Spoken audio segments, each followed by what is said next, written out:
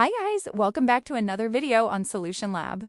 In this video, I'm going to show you how to change your Steam username, making problem solving simple and easy to follow. First of all, open the Steam app on your device.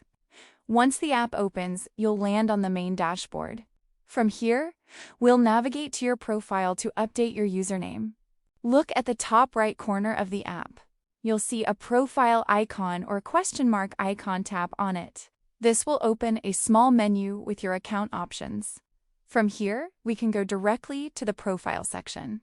In the menu, tap on View Profile. After a brief loading, your full profile page will open. This page contains your current profile information and settings.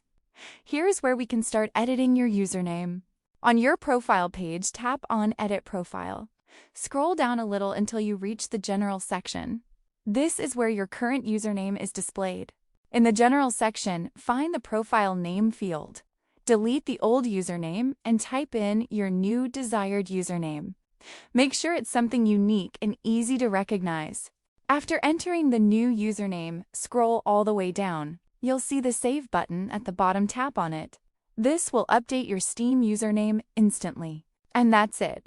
Your Steam username is now successfully changed. If this tutorial helped you, don't forget to subscribe for more easy guides.